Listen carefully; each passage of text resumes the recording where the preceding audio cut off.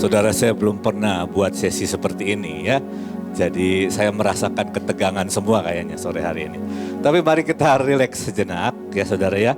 Karena Tuhan yang sangat baik, yang sangat mencintai kita. Amin. Mari PowerPoint-nya tolong dibuka. Ya. Saudara, waktu saya berdoa, Tuhan kasih satu kalimat ini.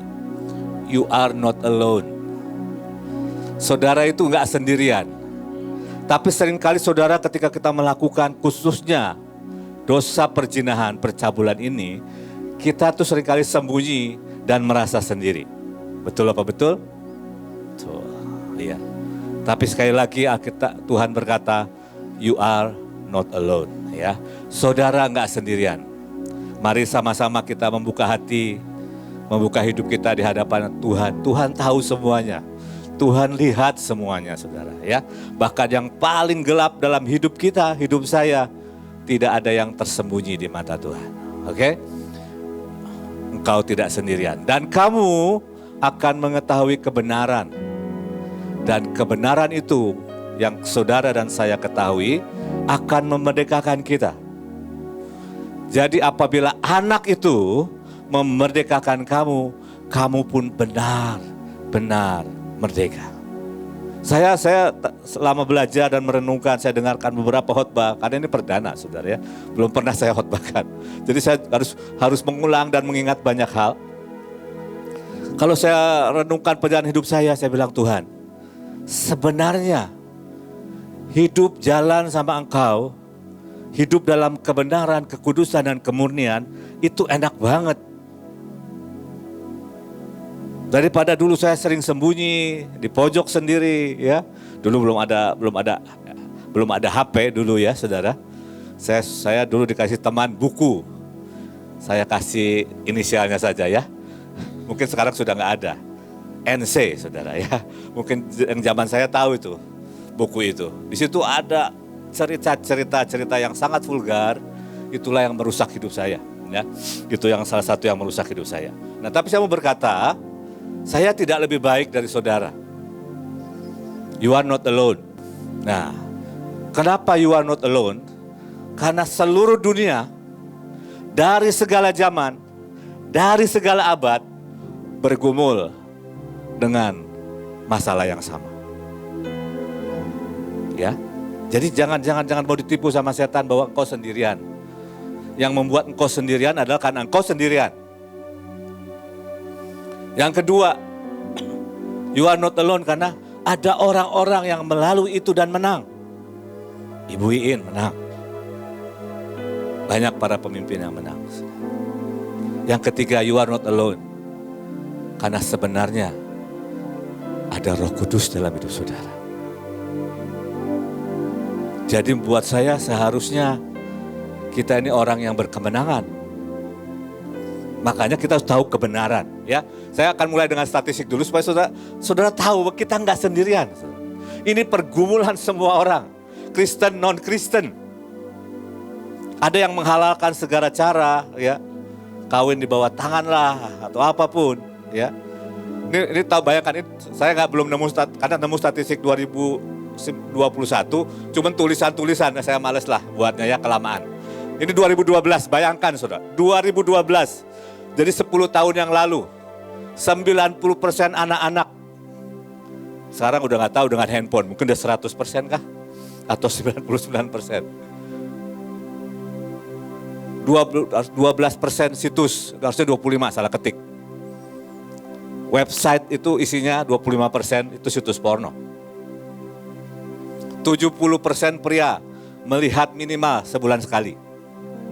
Ini 2012. Kalau sekarang kan saudara buka sesuatu, kadang-kadang suka ada iklan-iklan yang begituan. Sekarang mendatangi saudara.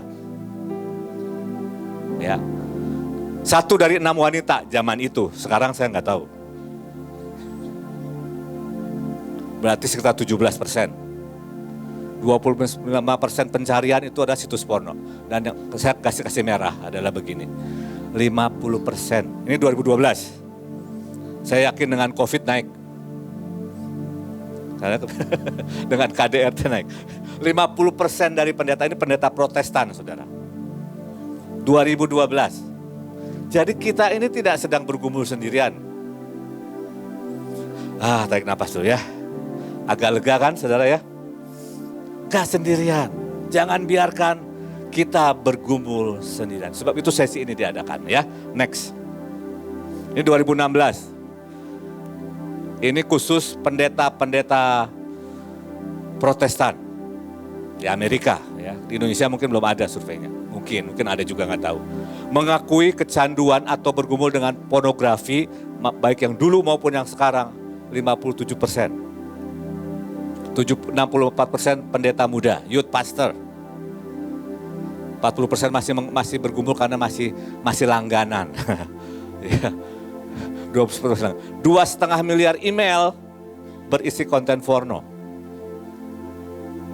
25% pencarian situs adalah situs porno. Sama ya, sama. 2012-2016 sama.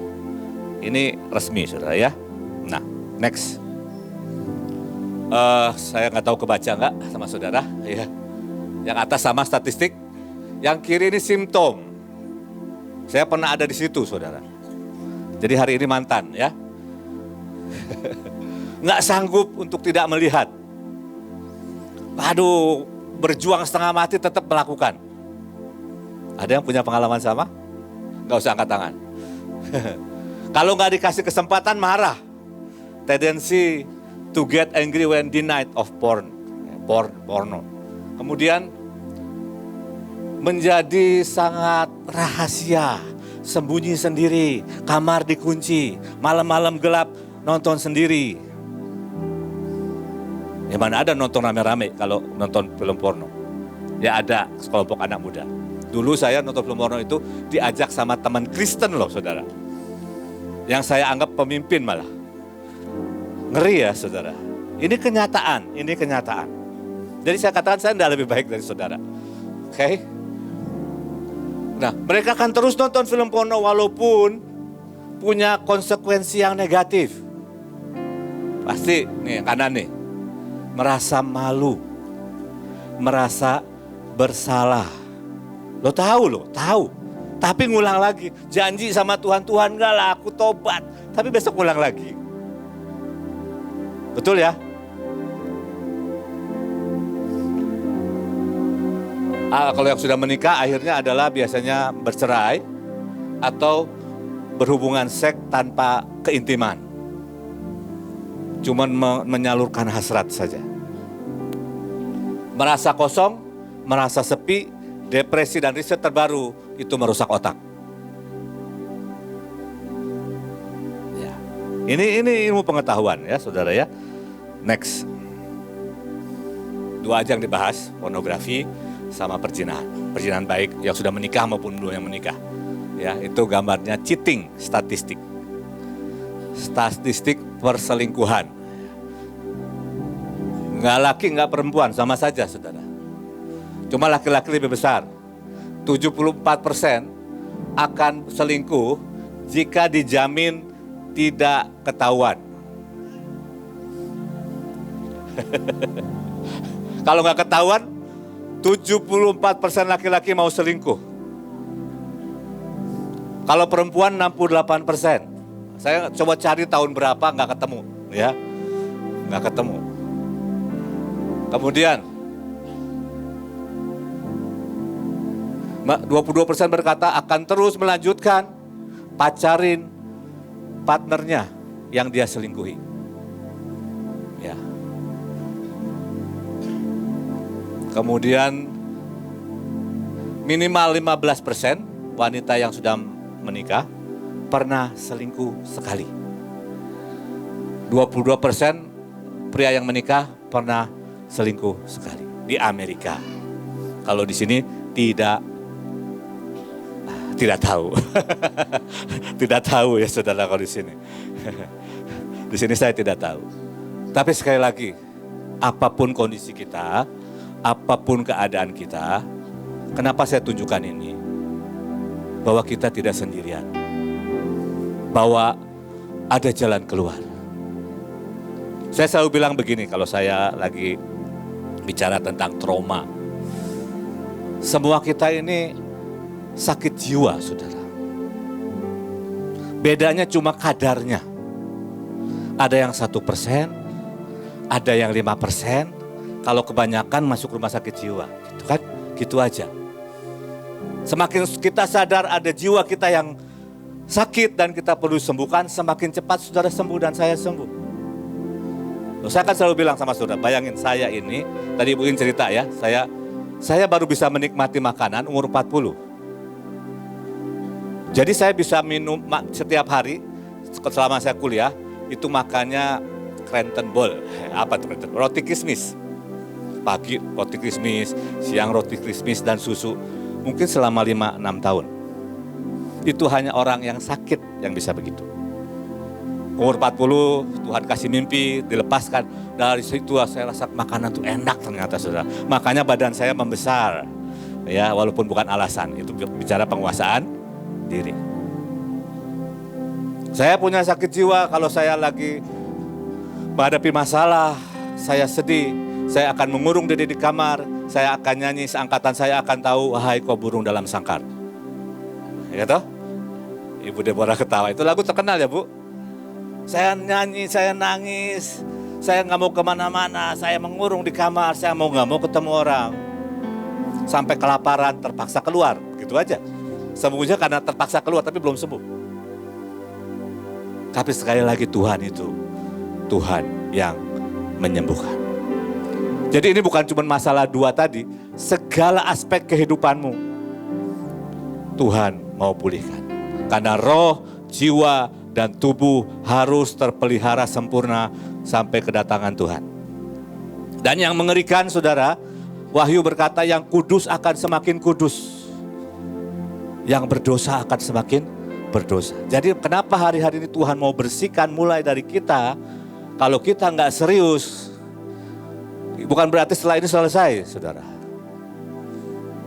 Saya sampai hari ini masih terus bawa sama Tuhan, apalagi sih cacat-cacat, cedera-cedera di jiwa yang perlu dibereskan.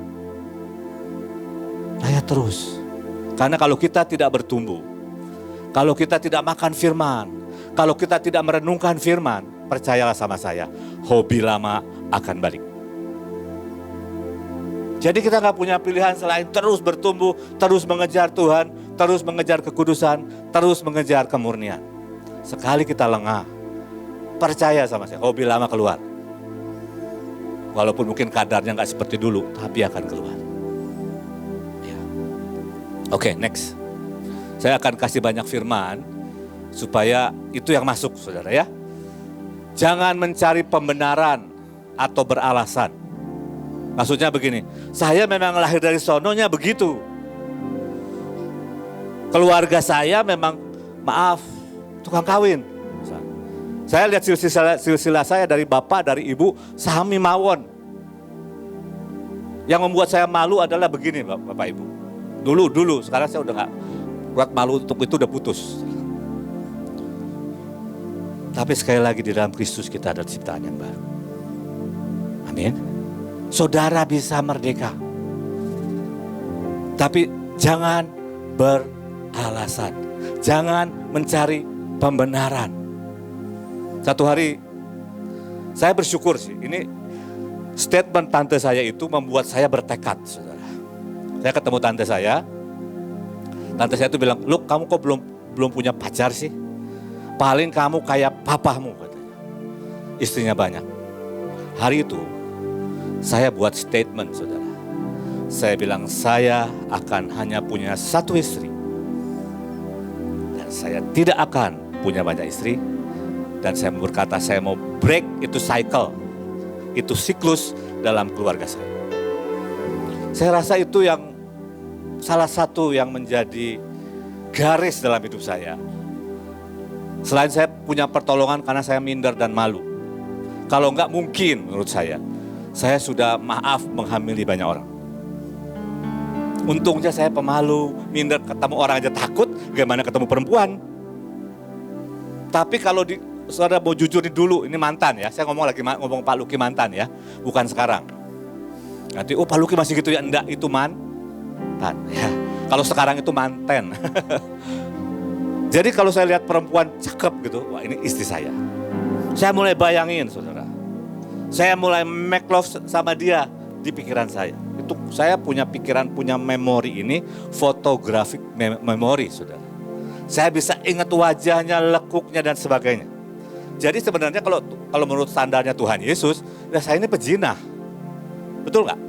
Jadi saya katakan saya tidak lebih baik dari saudara. Loh, saya bilang sama seseorang kemarin, saya itu tahu loh perempuan yang pengen begituan sama saya tahu. Saya bisa tahu. Itu bawaan. Bawaan lah. Tapi sekali lagi itu bukan alasan. Apapun yang pernah terjadi dalam hidupmu bukan alasan. Kecuali engkau percaya itu alasan. Tadi Bu In berkata, kalau kamu percaya tidak ada yang mustahil. Okay, you are not alone. Engkau tidak sendirian. Jangan mencari pembenaran, tapi kebenaran. Saya berjuang lama karena saya berjuang sendirian. Karena biasanya malu kan, kalau konseling seperti ini kan malu saudara ya. Saya baca buku, saya belajar. Sebenarnya bisa sangat cepat. Kalau kita mau terbuka dan jujur. Dan kalau yang sudah terlalu parah, bisa konseling khusus. Nah saudara, masalahnya adalah otak kita itu adalah organ seksual yang paling sensitif. Maaf, bukan organ kelamin, otak saudara. Mulainya di otak kok. Ih, cewek itu cakep, oh cowok itu ganteng. Berlanjut tuh kalau saudara nggak berhenti. Mulai di sini ya. Dari otak masuk jadi pikiran. Makanya dikatakan jangan entertain. Tahu enter? Enter itu masuk. Jadi yang tadi seperti Ibu katakan, jagai pikiran. Nah sekarang masalahnya kita diserbu oleh informasi yang seperti itu. Maaf nih, saya pernah lagi satu hari mau buat lambang kupu-kupu. Lambang kupu ini serius, ini nggak nyari konten-konten porno, nggak. Mau cari lambang kupu, saya ketik kupu-kupu. Saudara keluar tahu apa? Semua yang aduhai. Kalau saya entertain, itu tinggal tunggu waktu kepleset. Kalau kepleset nggak bertobat, saya bisa punya lifestyle, gaya hidup, mungkin terikat pornografi sampai hari ini. Bisa nangkep ya? Saya kasih contoh-contoh seperti itu. Jadi nanti di solusinya saya kasih di belakang ada 9 langkah yang saudara bisa lakukan.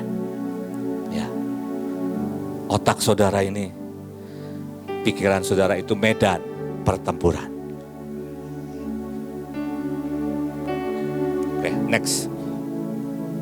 Jadi jangan cari pembenaran mengalami pelecehan, hubungannya rusak, kutuk, gambar diri yang salah, apapun.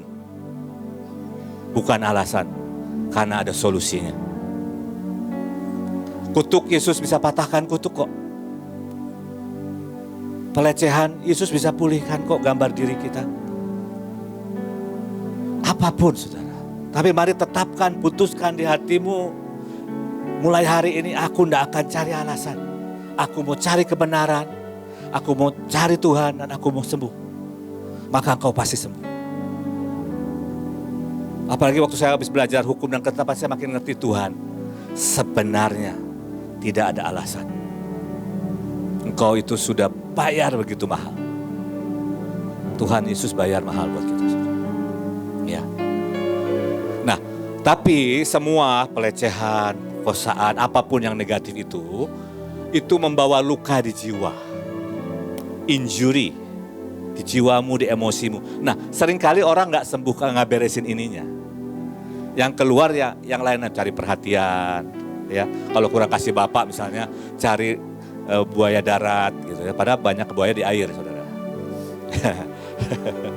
Ngerti maksud saya ya, supaya saudara jangan tegang. Akarnya di mana? Kasih bapak. Sebuah hidup yang retak, jiwa yang retak. Tapi itu pun bisa disembuhkan kok.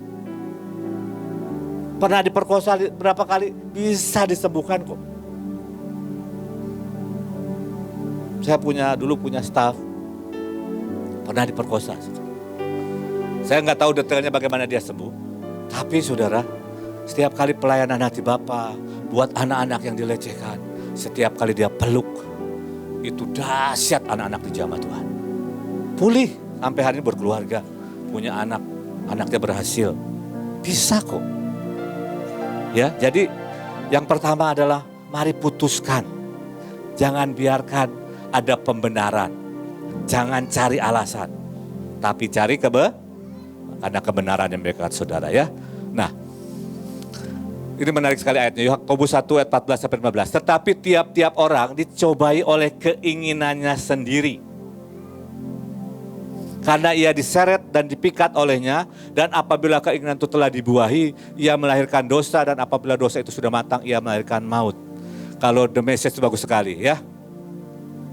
Jadi pencobaan itu, kita nggak bisa menyalahkan satu orang pun. Saya nggak bisa salahkan orang tua saya. No one to blame. Kecuali karena lirikan kita, matanya juling, ngerti mata juling? Nggak fokus sama istri tetangga. Karena seringkali rumput tetangga lebih, tapi lupa di situ ada singa. Tetapi karena rayuan, tetapi karena nyala api dari nafsu kita. Jadi problemnya itu adalah di dalam. Di luar itu cuma men-trigger, saudara. Itu Alkitab yang berkata. Tapi Korintus berkata pencobaan-pencobaan yang kamu alami adalah pencobaan biasa. Jadi apapun yang pernah kita alami, sudah alami, itu biasa. Engkau bisa mengatasi. Amin. Kayaknya kurang semangat, saudara. Tenanglah. Tenang. Pasti merdeka. Hari ini hari kemerdekaan, hari kelepasan. Saya nggak peduli masalahmu seberat apa. Ya, adakah masalah yang lebih berat yang sampai Tuhan nggak bisa tolong saudara? Gak ada kan? Ya. Nah, ini yang menarik. Ya, Yohanes 8 ayat 11. Waktu saya baca ini saya bilang Tuhan, sebenarnya nggak ada alasan berbuat dosa itu. Ini kan tentang wanita yang berzina ditangkap, disidang di depan banyak orang. Para ahli Taurat, Farisi berkata, Tuhan menurut hukum Taurat dia harus dilemparin batu. Ya, sudah tahu ceritanya ya. Lalu Yesus berkata, siapa yang tidak berbuat dosa boleh melempari dengan batu. Nah setelah itu Yesus berkata, lalu kata Yesus, aku pun tidak menghukum engkau. Tapi ayat ini saudara yang mengerikan menurut saya. Pergilah, jangan berbuat dosa lagi mulai dari sekarang. Kalau kita nggak bisa lakukan itu, berarti Tuhan Yesus nggak adil dong. Betul nggak? Halo? Betul nggak? Tapi seringkali kita ditipu bahwa kita ini, apalagi sudah lahir baru, terima Tuhan Yesus, kita ini seperti impoten untuk berbuat kebenaran. Kita melegalkan segala hal. Kita memakai anugerah untuk melegalkan berbuat dosa. Nanti juga diampuni Tuhan. Betul kan? Saya juga begitu, ini mantan. Ya, next. Ini dampak yang mengerikan saudara. Dari dosa seksual. Ya. Demikian juga orang yang menghampiri istri sesamanya. Tiada seorang pun yang menjamannya luput dari hukuman. Siapa melakukan zina tidak berakal budi. Jadi harus ngomong sama kita, kamu ini berakal budi, jangan berzina. Ya. Orang yang berbuat demikian merusak dirinya, yang dirusak dirinya sendiri, bukan orang lain. Siksa dan cemooh diperolehnya, malunya tidak terhapuskan. Waktu saya baca di situ Tuhan ngeri ya Tuhan. Ngeri. Tapi sekali lagi nanti ayat terakhir saudara baca ya. Ini the beauty, indahnya karya Tuhan Yesus. Hiduplah sebagai anak-anak yang taat dan jangan turuti hawa nafsu yang menguasai kamu pada waktu kebodohan. Jadi ada hawa nafsu, ada evil desire yang kita harus bereskan. Yang di luar itu akan menyerbu saudara. Contoh ya, ini contoh. Saya ngomong sedikit vulgar. Saya ini lagi khotbah, saudara. Di satu gereja, bukan di sini. Ada mungkin wanita sekitar baris ke-5 gitu. Pakai rok segini, duduknya begini, maaf. Lah gimana lagi khotbah? Terpaksa saya lihat ke sana terus, saudara. Loh, saya ini kan laki-laki, saudara ya. Saya harus beresin yang di dalam. Halo, evil desire.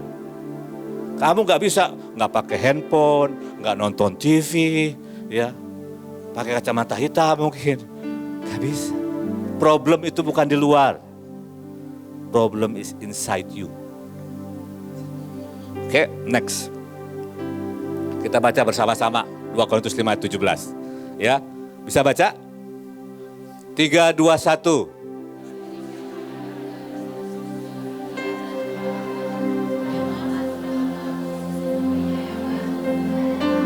Amin.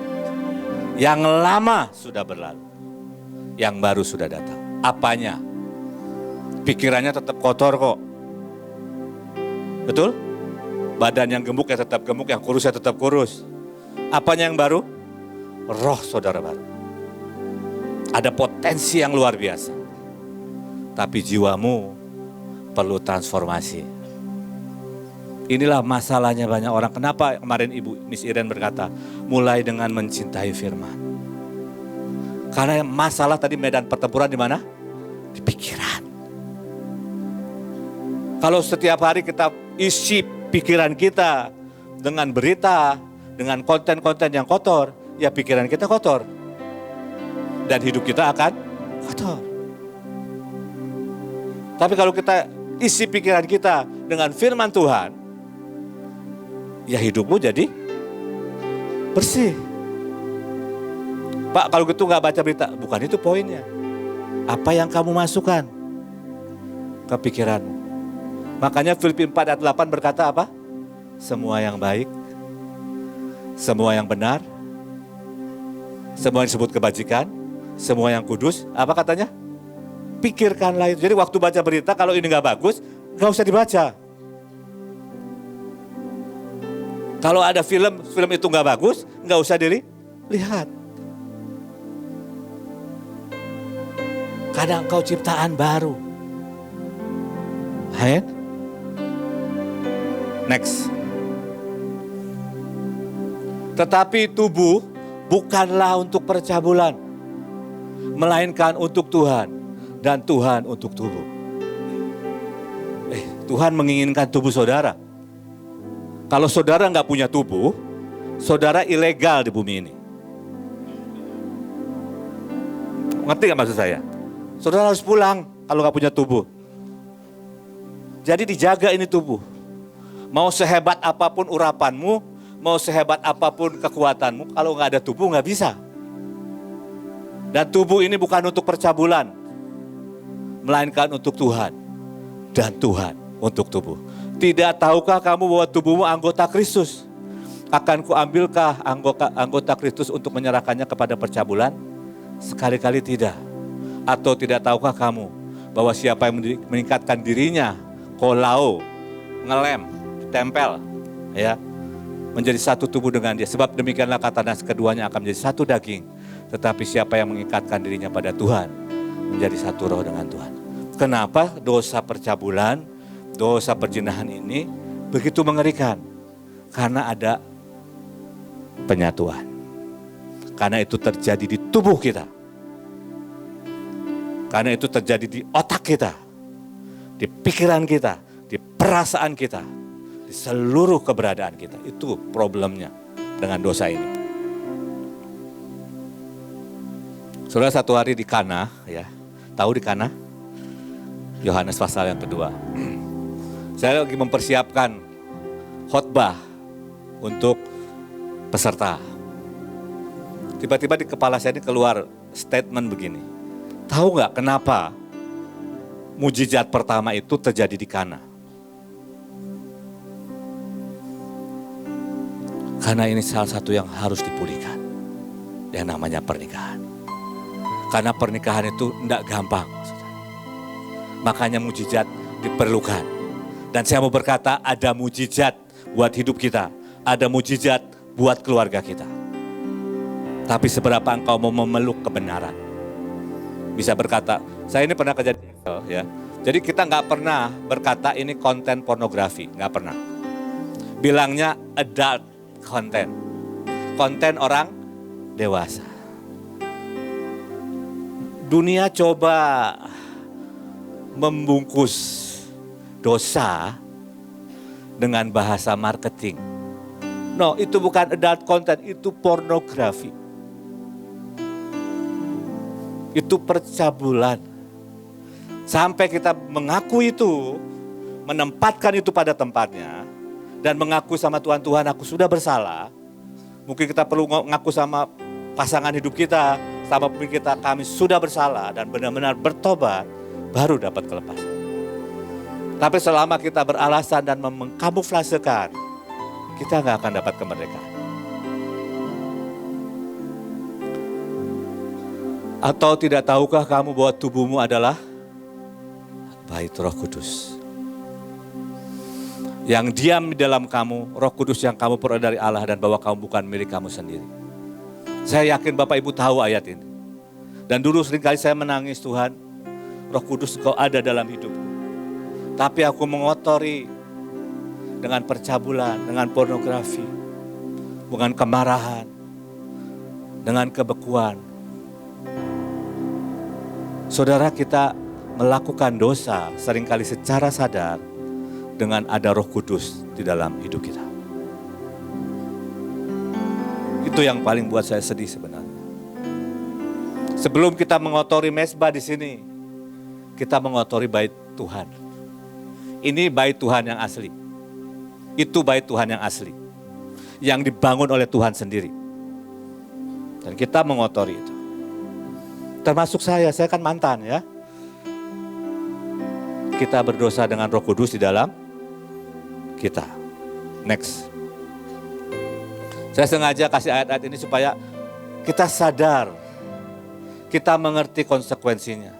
Dan itu mendorong kita terbuka dan mendorong kita tersungkur. Mendorong kita minta anugerah, minta belas kasihan, minta rekayasa, udah segala jurus kalau perlu.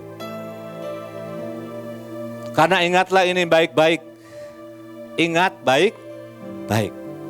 Kalau ingat baik-baik berarti jangan lupa. Apa?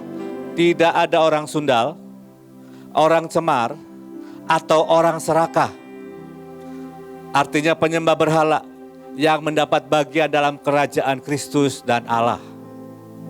Janganlah kamu disesatkan orang dengan kata hampa. Gak apa-apa, nanti Tuhan ampuni. Betul, Tuhan ampuni. Tapi kita sedang terus menghadapi peperangan yang makin sengit. Setiap celah sedikit pun iblis akan pakai untuk menghancurkan kita. Itu sebabnya ini perkara yang sangat serius, Bapak Ibu.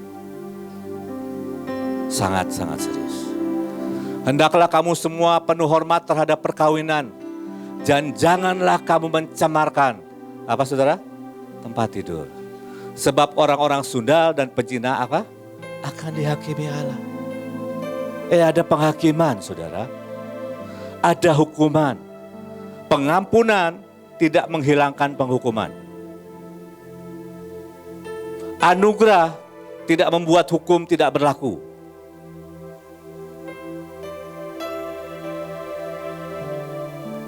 Hormatilah, ini terjemahan firman Allah yang hidup bagus. Hormatilah pernikahan serta janji-janjinya. Dan hendaklah saudara murni. Sebab Allah pasti akan menghukum orang yang tidak bermoral atau yang berzina. Saudara, ini saya kasih contoh. Saya ini hidup dengan seorang ibu yang sangat melayani ayah saya.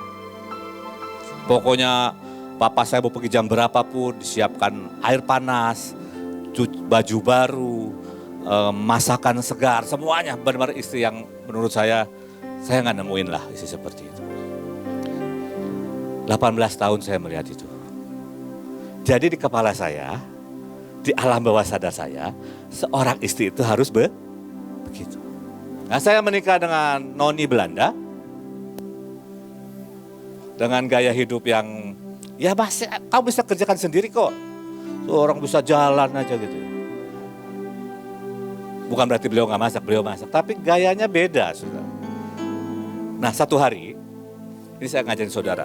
Sebelum sesuatu itu berakar dan bertumbuh, babat habis. Satu hari saya ketemulah seseorang. Selalu ngelayani. Saya bilang, kenapa saya suka ya sama dia? Belum selingkuh, belum. Ya. Saya bilang, Tuhan ini gak beres ini. Saya bergumul sama Tuhan. Tuhan, kenapa saya suka? Padahal ini orang menurut saya gak terlalu tipe saya lah.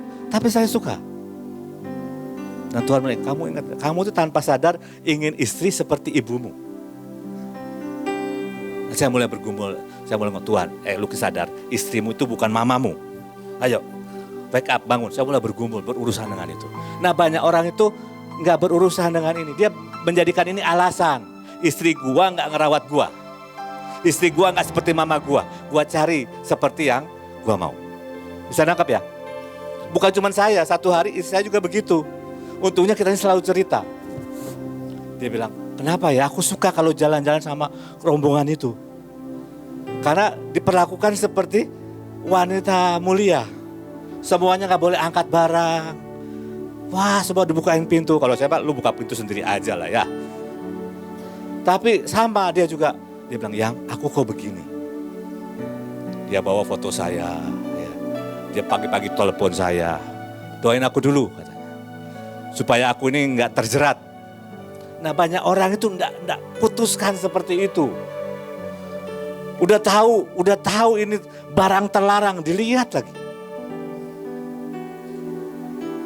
Kecuali kepleset. Loh, saya lagi cari kupu-kupu, mau cari gambar kupu-kupu buat logo.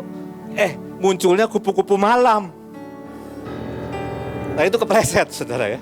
Saya harus berhenti, atau kalau saya terusin keasikan. Akhirnya guilty, shame, malu. Betul nggak? Itu kepleset. Tapi kalau udah jadi setiap hari lihat, itu jadi gaya hidup.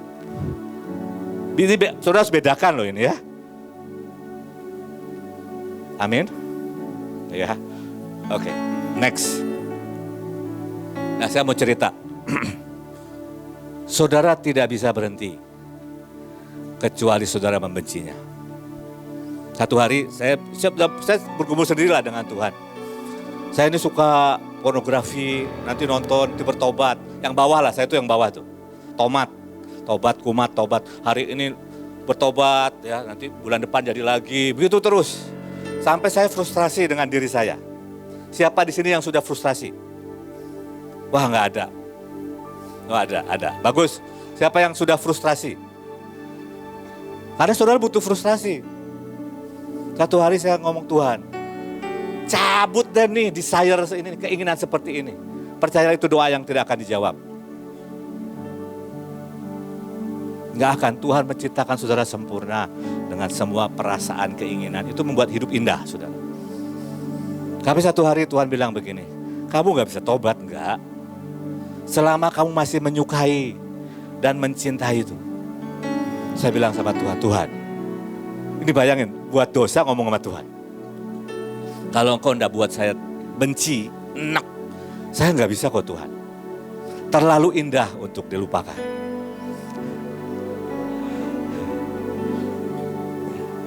Tapi satu hari saya nonton lagi. Tiba-tiba habis nonton, saudara, saya enak seenak-enaknya. Betul. Bukan berarti nggak kepeleset lagi, tetap masih kepeleset. Tapi itu membuat titik balik ketika saya mulai enak, saudara. Saat kau mulai minta sama Tuhan, Tuhan buat aku nih benci. Saudara, jangan salah mengerti ya, seks itu kudus. Seks itu indah. Seks itu asik. Kalau di dalam hukum Tuhan. Yaitu dalam pernikahan dan dengan istri atau suami. Di luar itu, ini racun mengerikan.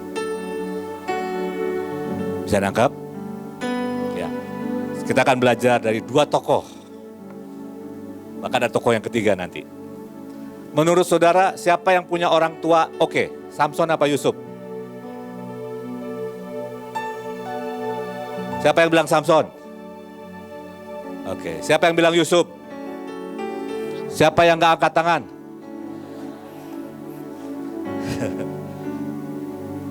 Samson orang tuanya lebih keren. Dua-duanya imam setahu saya ya. Dan mereka gak punya anak. Samson itu anak satu-satunya. Anak nazir dengan perjanjian. Jadi Samson itu rambutnya panjang, saudara.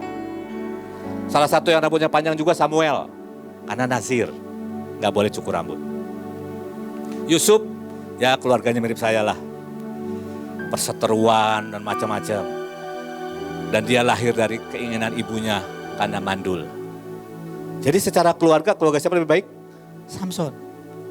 Jadi sebenarnya Yusuf punya alasan gak untuk tidur dengan Potifar? Punya alasan. Tapi apa yang membuat dia tidak melakukan? Mari kita belajar ya. Next. Konsekuensi dosa ya. Saudara boleh baca ceritanya supaya cepat di Hakim-Hakim 16 ayat 21. Ini bicara gaya hidup dan kepeleset karena kelemahan itu beda. Kalau kepeleset karena kelemahan ini kamu harus berurusan mungkin dengan iniquity, kelemahan. Kamu cari mungkin. Oh ternyata aku ini pernah ditolak, pernah dilecehkan. Itu perlu disembuhkan. Tapi Samson ini gak punya alasan, dia punya lifestyle, gaya hidup. Dia bilang sama ibunya, sama orang tuanya, tolong ambilkan wanita itu buat saya suka. Coba bayangkan. Bapak ibunya bilang, apa enggak ada wanita Israel? Gaya hidup, saudara. Dan kata Delila, yang masih punya Delila bertobat ya. Kata Delila dari kata Dalal itu artinya melemahkan. Ditindas. Merendahkan, mengeringkan, mengosongkan, gagal, miskin, kurus, merana. Itu Delila. Mari kita habiskan Delila. Para pria, habiskan Delila. Para wanita, Dalilah. Nggak tahu lah saya. Sedangkan Samson ini punya destiny besar. Membebaskan orang Israel dari orang Filistin. Namanya aja keren saudara ya. Seperti matahari. Tuhan adalah matahari dan perisai. Namanya seperti matahari. Dari kata semes artinya cemerlang, matahari terbit. Dia punya destiny yang luar biasa. Dia punya visi yang luar biasa. Saudara, yang mengerikan Delila ini 4 kali loh saudara. 4 kali menggoda dengan mengerikan. Akibatnya Samson ini ngomong begini, yang namanya dosa seksual, perzinahan, pornografi, itu membuat kita kehilangan visi. Kita bisa kehilangan destiny yang besar seperti Samson. Dia punya visi yang sangat besar tapi dia sibuk dengan Delila. Dia kehilangan akal sehat. Bayangkan, ditanya apa sih rahasia kekuatanmu? Dibilang rambutku harus ditancepin pakai jarum, gitu ya. Harus diikat. Dibilang orang Filistin datang, udah jelas kok mau dijebak. Kehilangan akal sehat. Udah jelas kok membuat stres, betul nggak? Membuat rasa malu. Kita kehilangan akal sehat, saudara. Udah jelas istrinya cantik, bisa usaha, bisa kerja. Cari yang lain. Kehilangan akal sehat. Kehilangan rasa takut, nggak takut lagi. Kehilangan kekuatan, kehilangan urapan. Kehilangan legacy. Saya bertekad, saudara. Saya mau bertekad, saya bilang, Tuhan, saya gak mau keluargaku ini berulang. Biarkan anak-anakku punya yang lebih baik, lebih mudah daripada saya. Setelah itu terserah mereka. Mereka mau kejar panggilan atau enggak, itu urusan mereka. Bagian saya, siklus ini berhenti. Saudara harus punya itu. Supaya keturunanmu lebih baik. Amin. Kehilangan favor of God. Samson kehilangan kekuatan. Kehilangan mata. Kehilangan dignity atau keagungan. Jadi apa? Jadi badut, saudara. Alkitab berkata kamu adalah garam dunia. Kalau garam kehilangan rasa, nggak ada gunanya dibuang dan diinjak. Nah kalau orang Kristen nggak beda sama orang dunia, garam itu nggak ada fungsinya. Saya nggak akan berani bicara ini kalau saya belum menang. Sekali lagi saya ini mantan, ya. Next. Ini sekarang Yusuf. Yusuf ini tinggal di Mesir. Mesir itu pusat dugem dunia. Tidak ada Bahtera di sana. Tidak ada Mahanaim. Tidak ada YouTube dengan khotbah-khotbah yang diurapi. Betul nggak? Belum ada 10 perintah Allah. Dan yang mengerikan tidak ada Roh Kudus yang tinggal dalam hidupnya. Belum, Roh Kudus kan baru Kisah Rasul 2 masuk dalam hidup kita. Betul? Tapi dia bisa menang. Setiap hari, gak tahu berapa lama, dibujuk sama nyonya cantik Potifar. Kayak khotbah yang saya dengerin bilang begini, inilah nyonya yang lagi despair, yang pertama di Alkitab. Percayalah, Potifar itu pasti cantik.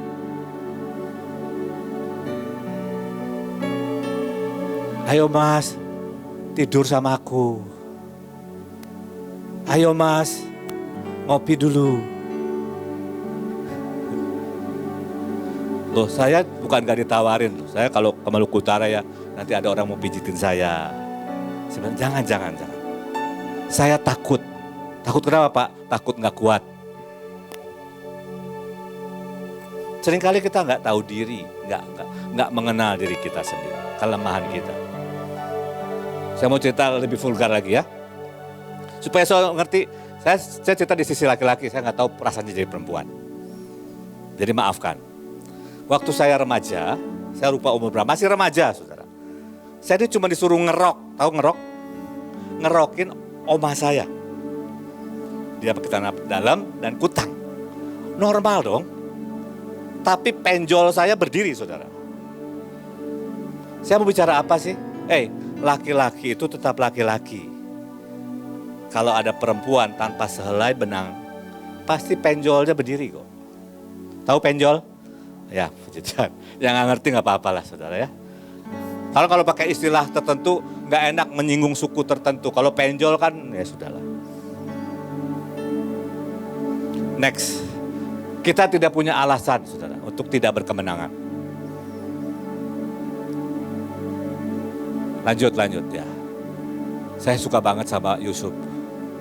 Dia berkata sama Potifar, bagaimanakah mungkin aku melakukan kejahatan yang besar ini dan berbuat dosa terhadap Allah. Ya hidupnya gak gampang loh. Keluarga ribut, mungkin karena dia anak kesayangan lumayan lah ya. Dijual sama saudaranya. Masuk penjara, tinggal sama Potifar juga dibuat seperti itu. Tapi ada satu statement yang berkata, bagaimanakah mungkin aku melakukan kejahatan yang besar ini? Ada takut akan Tuhan. Itu yang kita harus minta, saudara. Menurut saya, kita ini sudah kehilangan takut akan Tuhan. Kita kerja sembarangan, kita hidup sembrono, kita bergaul sembarangan, kita pakai uang sembarangan. Saya gak cuma ngomong tentang seks, banyak hal. Kita ini gak takut akan Tuhan. Saya suka nonton kalau udah film action saya bisa berjam-jam dulu. Nanti isi saya ngomong, ini udah 2-3 jam nih kamu nonton. Kalau sekarang mau nonton lama-lama tuh kayaknya malu sama Tuhan. Saya membuat diri saya begini. Ini saya lagi ngomong, saya sadar ada Tuhan lihat saya. Saudara sambil dengerin saya, sadar gak Tuhan lihat saudara? Kedua, Yusuf tidak mau mendukakan orang yang telah baik kepadanya.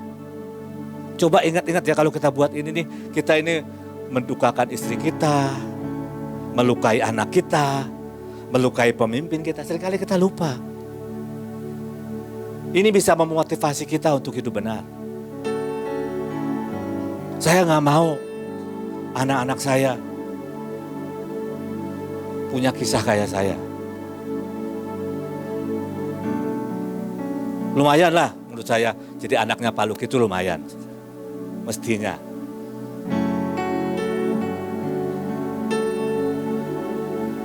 Dia memiliki visi. Dia tahu satu hari dia akan jadi penguasa. Saudara juga punya visi kok. Saudara punya sesuatu yang besar yang Tuhan taruh dalam hidup. Saya yakin. Saudara seminder-mindernya saya, semalunya saya, itu kalau saya lagi sendirian dulu lagi kecil, saya tuh membayangkan lagi bicara di depan banyak orang. Padahal ketemu satu orang aja saya malu. Tapi saya bayangin saya lagi main gitar, mimpin pujian, khotbah. Saya yakin setiap kita punya. Gak mungkin kan? Cuma mungkin itu terpendam dalam. Jangan biarkan visi, destiny yang begitu besar yang Tuhan berikan hancur. Caranya gimana Pak? Nah, kita akan mulai sebentar lagi mulai masuk dengan caranya. Caranya itu lari, saudara. Lari kan gampang toh. Siapa yang gak bisa lari kecuali yang kakinya ini ya. Lari. Ayat saya gak ada ya, saya gak tulis. Jadi di ayat ke-10 kalau gak salah. Waktu udah dipegang bajunya dan larilah Yusuf. Dan saudara akan menemukan nanti banyak ayat tentang itu. Nah saya sudah bagikan sama saudara tadi, memutuskan memotong kutuk keluarga. Makanya ada kelas pemetaan diri kan, lihat jalur-jalurnya mana. Cek kelemahan, serius untuk mengejar yang namanya kemurnian ingin mengenal Tuhan. Kalau saya berhenti aja untuk mengejar Tuhan. Mulai kendor baca Alkitab, mulai kendor doa, mulai kendor pelayanan. Percaya, hobi lama muncul. Makanya ini harus menjadi pengejaran seumur hidup. Untuk mengejar Tuhan. Mengejar pengenalan akan Tuhan. Untuk terus bertumbuh dalam Tuhan. Bukan berarti akan lancar. Semudah membalikkan tangan. Enggak. Saya jatuh bangun cukup sering saudara. Sampai satu titik saya mengalami kemenangan. Tapi beda antara menjadi hobi, menjadi gaya hidup. Dengan berjuang untuk menang itu beda. Ya, next. Tetapi Yusuf meninggalkan baju di tangan perempuan itu dan lari keluar.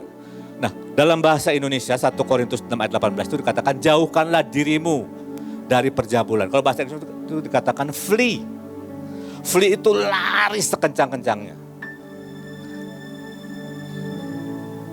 Anak muda, ya, mulailah pengejaran seumur hidup untuk hidup dalam kemurnian. Lari, saudara. Jaga dirimu. Tahu batasan.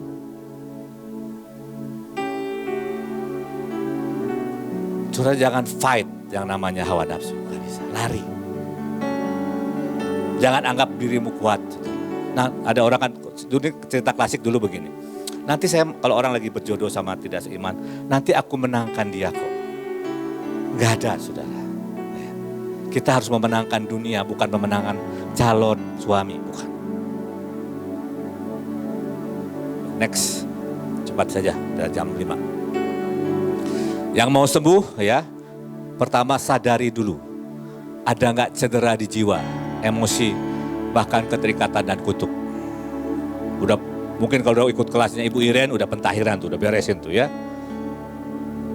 Itu perlu saudara.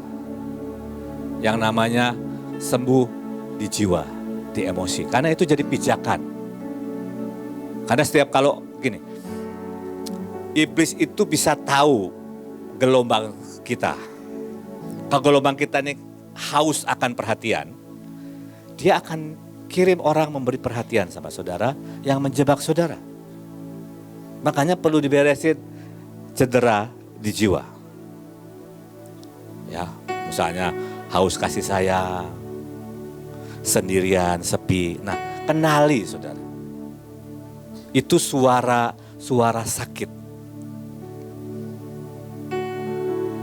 Bisa kenali? Kok aku gak disayang? Itu suara-suara cedera. Kesakitan di jiwa. Saya percaya dengan kasih Bapa, kuasa Roh Kudus, dan firman pasti bisa sembuh dan bebas dari semua cedera emosi, jiwa, dan keterikatan.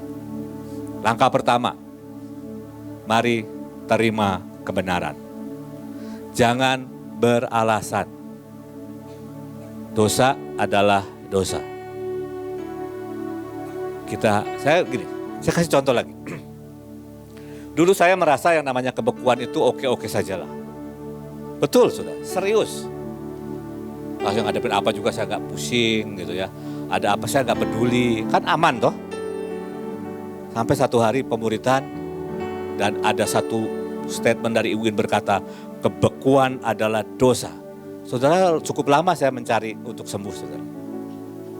Karena saya nggak tahu penyebabnya pertamanya. Di mana itu asalnya.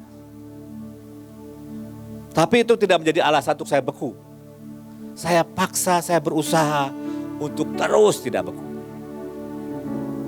Itu yang namanya terima kebenaran, jangan beralasan. Kedua, mengakui, jangan ditutupi. Semakin kau tutupi, semakin lama sembuhnya. Ya, mengakui ada dua. Ya. Mengakui kepada Tuhan, itu gampang ya. Kepada Tuhan itu lebih gampang ternyata daripada kepada manusia. Karena kita nggak kenal Tuhan, saudara ya. Kalau kepada Tuhan dapat pengampunan, kalau kepada manusia dapat kesembuhan. Itu ayatnya ada di Yakobus, saling mengaku dosalah supaya kamu sembuh. Ya, saya nggak usah baca ayatnya biar cepat. Siapa next?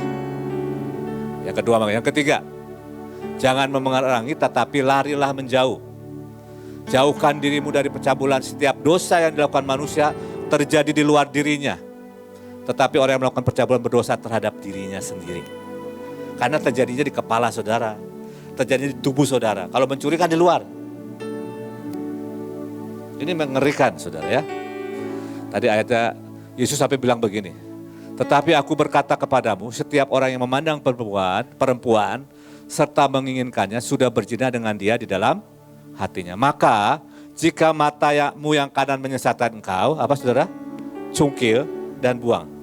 Saya yakin Yesus nggak bermaksud hurufiah. Kalau Yesus bermaksud hurufiah, kita sudah buta semua. Ya toh? Tapi mari, apapun yang membuat kamu terjebak, kena trap, buang, beresin, jauhi.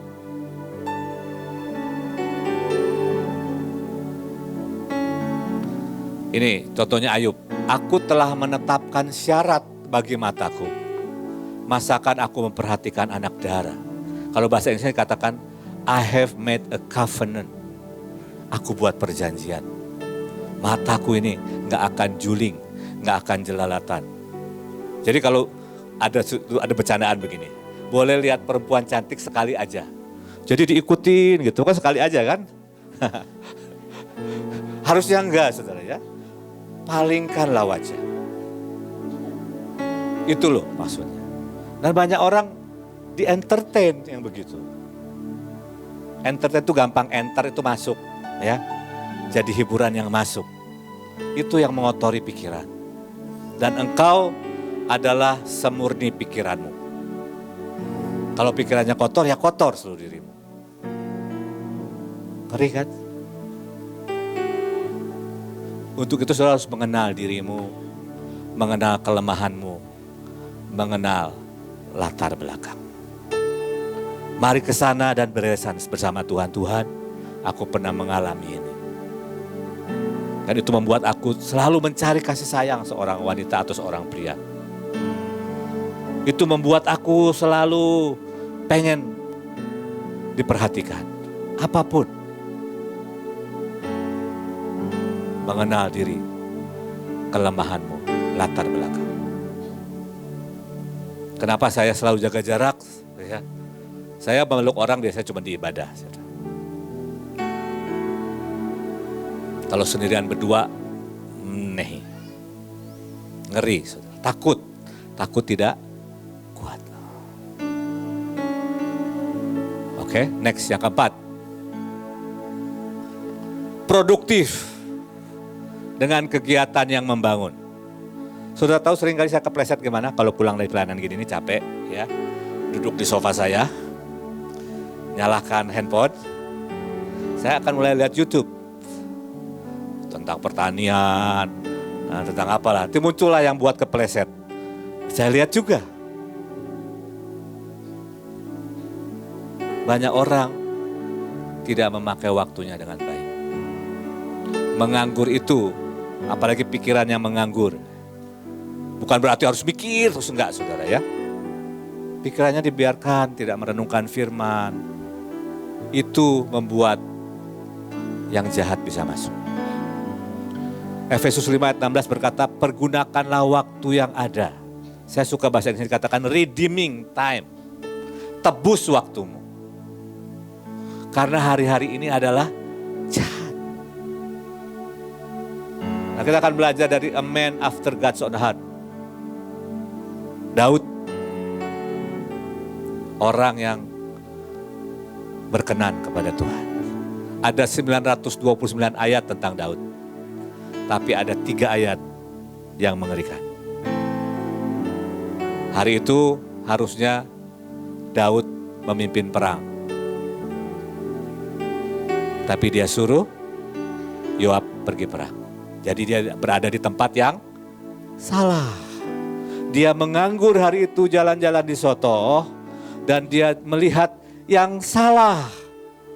Udah jelas kok perempuan lagi mandi, nggak mungkin pakai baju. Pasti kalau pakai baju lagi berenang. Lagi mandi. Dan dia coba menutupi, akhirnya dia melakukan hal yang salah. Meniduri dan membunuh suaminya. Konsekuensinya mengerikan, saudara.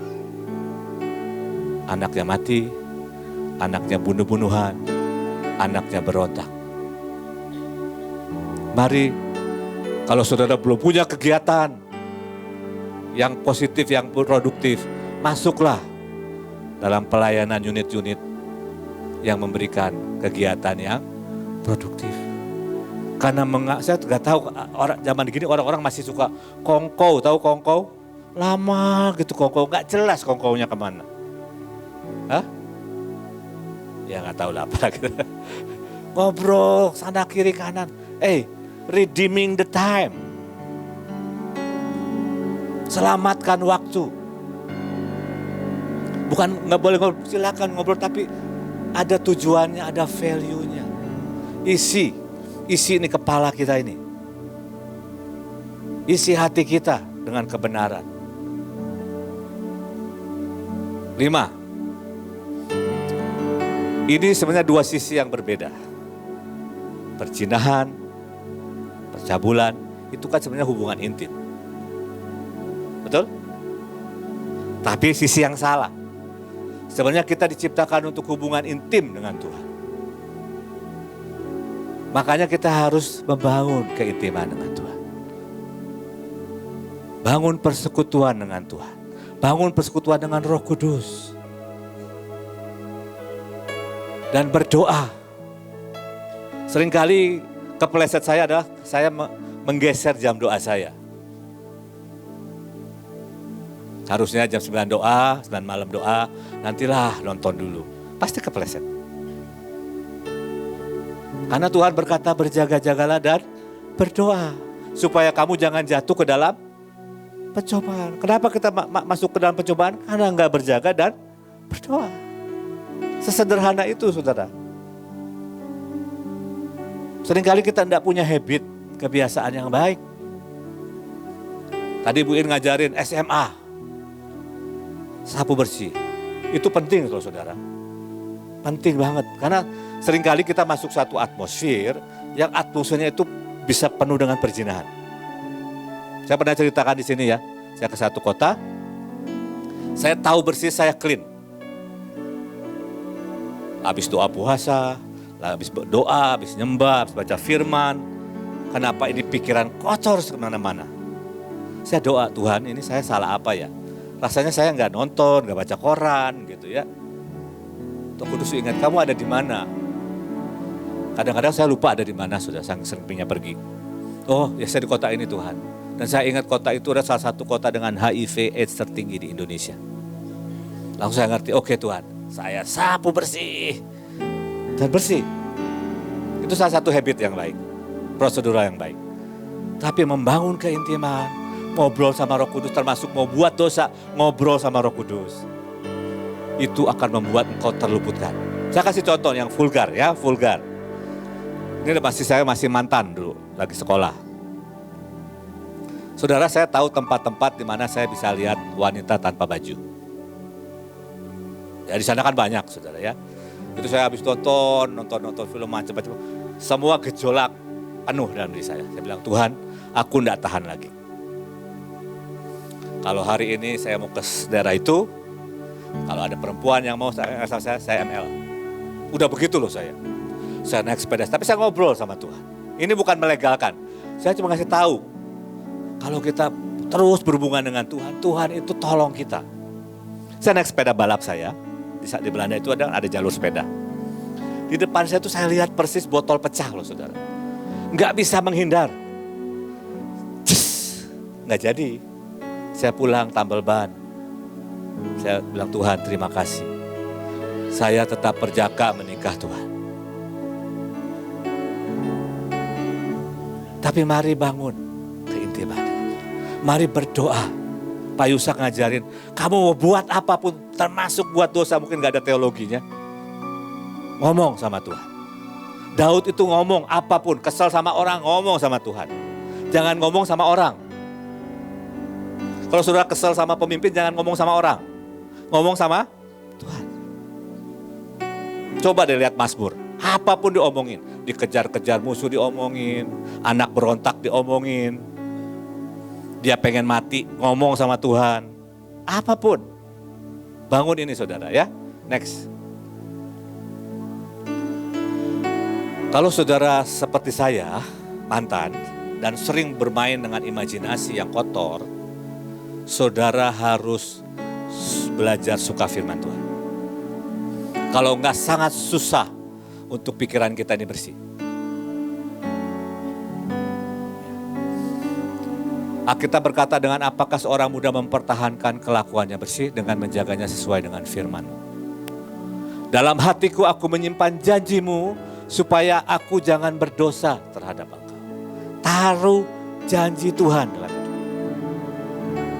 Saya kalau pergi kemana-mana sama orang disetirin, saya ambil waktu baca firman, itu waktu yang enak. Seringkali dapat lebih dalam. Ya. Ini salah satu kunci untuk membersihkan. Firman itu membersihkan. Pak Yus, saya baca 13 pasal, bukan kejar target. Kadang-kadang targetnya nggak tercapai kalau lagi sibuk. Tapi saya baca benar-benar, saya nikmati. Pak Yusak baca 30 pasal. Sekali lagi bukan masalah target. Masalah engkau mencintai firman. Masalah engkau menanamkan kebenaran, membersihkan pikiranmu. Membersihkan otak kita yang sudah tercemar dan kotor. Mungkin saudara kalau mau baca buku atau lihat videonya, tadi dalam bahasa Inggris. Dr. Caroline Leaf. How to Detox Your Mind. Bagaimana mendetok pikiran kita. Itu bisa mengubah sama banyak hal dalam hidup kita. Bahkan otak kita itu, di dalamnya itu, neuronnya itu bisa pulih dan bisa berkembang. Sangat bagus ketika merenungkan firman. Ketika mencintai firman. Ketika belajar firman. Saya yakin saudara tahu. Problemnya lah gak banyak yang melakukan. Pertama kita harus paksa saudara. Gak ada tiba-tiba suka itu gak ada. Paksa sampai akhirnya jadi kebiasaan. Akhirnya menikmati sampai gak bisa kalau gak makan firman. Saya ini sakau kalau gak makan firman. Saudara mau sakau? Kalau gak baca firman? Nanti kita berdoa. Tapi kalau Tuhan sudah ada gairah pengen baca firman, gak baca firman, melempem lagi. Ya. Merenungkan firman, isi pikiranmu dengan yang benar, dengan kebenaran. Jangan isi dengan junk food. Saya pernah saudara, ini ngaku dosa, pernah diakui juga. Zaman pilkada DKI itu kan rame banget saudara. Pokoknya hampir setiap berapa menit saya pasti baca berita. Sampai satu hari saya gak pengen baca Alkitab. Beneran. Gak pengen baca Alkitab, maunya baca berita aja. Sampai satu hari saya detox. Saya seminggu gak baca berita. Enak saudara, ternyata cerah gitu. Nah, untuk lihat bagaimana saudara terikat apa enggak, detox saja 3 hari. Coba nggak lihat Facebook 3 hari aja. Coba nggak lihat apa lagi. Ya, sosmed gitu. 3 hari aja. Kalau engkau uring-uringan, berarti kita ini terikat. Kalau terikat dengan firman itu bagus. Kalau nggak baca firman, belum makan kenyang uring-uringan itu bagus. Tapi kalau nggak ngopi, 1 hari pusing. Nah, 1 hari saya baru menikah sama istri saya. Istri saya kan tukang kopi kental dulu. Saya bilang sama dia, kamu ini kecanduan kopi yang... Enggak, yuk kita buktikan 3 hari puasa kopi. Baru setengah hari sudah pusing. Dia bilang, iya ya saya ini terikat kopi. Coba cek hidup saudara. Saudara terikat dengan Tuhan atau dengan dunia? Oke, cepat lagi, nomor 7. Lama juga ya, nomor 7. Nah, setelah saudara lakukan semuanya, minta anugerah dan rekayasa Tuhan untuk memaksa. Anugerah itu kemampuan. Kata anugerah dari charis itu artinya ability, kemampuan. Bukan legalisasi untuk berbuat dosa. Bukan, saudara. Jangan salah artikan anugerah. Anugerah itu kalau saudara baca Strong Dictionary dikatakan kemampuan ilahi dan manifestasinya dalam kehidupan kita. Itu anugerah. Dan kita terima anugerah di dalam Yesus. Artinya enggak ada alasan buat kita. Kedua, minta roh takut akan Tuhan. Takut apa sih? Takut mendukakan Tuhan. Takut kehilangan Tuhan. Takut kehilangan favor Tuhan. Saudara jangan salah ya. Saya bisa dalam kondisi tidak benar. Saudara diberkati dengan khotbah saya. Saya diberkati keuangan saya. Keluarga saya baik-baik. Tapi saya tidak sedang berkenan sama Tuhan. Itu bisa. Itu yang mengerikan dari kekristenan, saudara. Dan saya berdoa, ini menjadi pertobatan masal kita bersama, termasuk saya. Mari bersihkan bait suci ini. Supaya ketika kita ada di sini, kita ada di sini, dimanapun kita berada, kita ini baitnya Tuhan. Memanifestasikan kemuliaan Tuhan. Amin. 8. 9 selesai, tenang saja saudara ya. Memiliki komunitas yang baik. Kita perlu komunitas yang baik. Kita perlu orang-orang di mana kita bisa cerita. Tolongin saya kepeleset. Saya bersyukur punya istri yang gak marah. Istri saya itu terlalu percaya sama saya. Betul. Saya pergi sama siapapun dia gak pernah telepon. Dia di mana lokasinya ya. Gak pernah. Gak pernah. Saya juga begitu. Saya kalau telepon dia cuma pengen kabarmu bagaimana. Mau pergi sama siapa kayak urusan sama Tuhan kok. Tapi kita butuh komunitas yang baik. Di mana saling membangun. Di mana kalau kita lemah, kita bisa didoakan. Kalau kita mungkin terjatuh kepleset, kita bisa dipeluk dan diangkat. You are not alone. Saudara enggak sendirian, saudara butuh sesamamu. Kita seharusnya tidak berhenti untuk berkumpul. Sebagaimana yang telah dilakukan oleh beberapa orang. Tetapi marilah kita berkumpul dan saling menguatkan. Kamu harus terus melakukannya karena mengingat hari itu akan segera datang. Ini terjemahan versi mudah dibaca. Saudara punya komunitas gak? Yang baik. Yang saudara bisa dibangun, bertumbuh. Jangan berjuang sendirian. Tidak bisa. Dan tidak usah malu. Seringkali kita malu, tapi tidak usah malu. Amin. Yang 9, Tuhan adalah pembebas dan penyembuh. Kadang perlu waktu untuk benar-benar pulih, saudara. Tapi itu dimulai dengan sebuah keputusan. Aku mau sembuh. Aku mau bebas. Aku mau merdeka. Mungkin kau punya cedera di jiwa atau trauma, inner child trauma. Mari minta kesembuhan. Mari minta pemulihan. Mungkin kau sudah terikat sampai susah untuk lepas. Hari ini hari kelepasan. Amin. Mari kita tundukkan kepala.